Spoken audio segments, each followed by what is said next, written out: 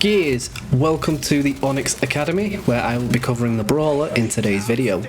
Everything about the class will be covered, giving you 2 different meta builds, all within 6 minutes. These builds are purely meta, that most people gravitate to, but if these don't match up with your playstyle, then be sure to change these up to suit yourself. With that out of the way, let's begin. The Brawler's ultimate ability is first, the Train, setting yourself ablaze and charging at your enemies. Only lasting an intensely short 7 seconds, then taking 4 minutes to cool down. Dealing damage shortens this cooldown. While charging, you cannot fire your weapons, but your melee damage is increased and you can melee much faster. Enemies that get too close to you will also be set on fire. Melee hits with the Brawler have been altered. The standard knife melee attack has been replaced with a slower haymaker that will stun drone type enemies. You can also shoulder charge by meleeing while roadie running. This will give a small amount of stim if you kill the target as well. Beginning each match as the Brawler, you will spawn with a Lancer, Nasher, Snub Pistol and Smoke Grenades. I would typically swap my Nasher out for another weapon, Scorcher or otherwise. Incendiary grenades will be your most effective choice, so try to use these against bigger, slower moving enemies to keep them in the affected area for longer. Getting started with our first build, which I have dubbed the Slow Burn build, utilising specific skill cards to slow movement speed and cause damage over time. Your skill card choices are as follows: Pyromaniac, causing your burning damage over time to deal up to double its normal amount of damage. Play with Fire.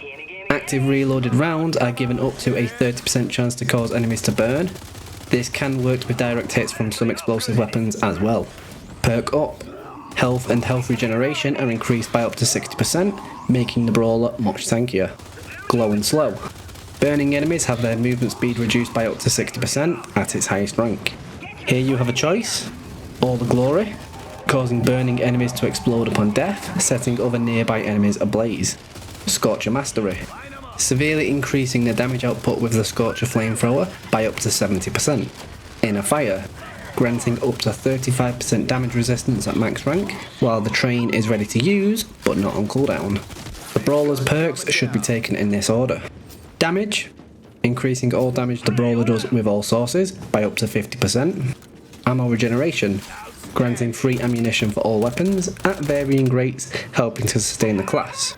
Health, further increasing the maximum health of the Brawler, being able to stack with the Perk Up skill card by an additional 50%. Damage cooldown, giving you back your ultimate ability faster as long as you are dealing damage. When playing shorter Horde modes, like Frenzy, I would suggest maxing out damage and putting some points into ammo regeneration. If you can max this perk out as well, go for it, but don't make your engineer suffer. Keep your Lancer and swap out your Nasher for another fast firing rifle, or the Scorcher if you take the matching skill card. Any pistol will be fine, and incendiaries can be used, but aren't crucial. This build works best with Blade Master, Protector, Striker. You will whittle down and slow enemies coming towards your team, setting them up for your closer range teammates to finish. Demolitions or Tactician. The Brawler's damage is very consistent, meaning you will need some sort of boss killer to balance your team. This build will struggle when paired with Veteran or Marksman. Both classes are a menace at range, able to take down a lot of enemies much faster. Robotics Expert, purely because this engineer will place barriers much further out, slowing enemies for you, nullifying your usefulness. As powerful as the slow burn build is, I would advise avoiding this, or at the very least, heavily modifying it when the following mutators are going to be active. Execution rules, reflective shell enemies. The slow burn build works up to and including master difficulty, though the damage falls off in the later rounds. This build requires a minimum class level of 11, though this can go all the way up to 19 depending on your optional card choice. Active reload and set as many enemies on fire as you can. Don't bother using your ultimate and slowly chip away at the enemy. An alternate build would be the Flashball build, resorting to melee damage, getting in close whilst still setting enemies on fire. Great for those of you with bad aim. Here are your skill cards. Perk Up, granting an additional 60% health and health regeneration, making you much tankier. Damage Dash, while roadie running, gain up to 40% additional damage resistance. Torch Tackle, shoulder charging enemies while roadie running will set enemies ablaze. Shoulder charging already burning enemies will deal up to 275% additional damage. Here you have a choice. All the Glory, once again causing burning enemies to explode and ignite those around them. Pyromaniac, burning damage over time is increased by up to 100%. Here you have another choice.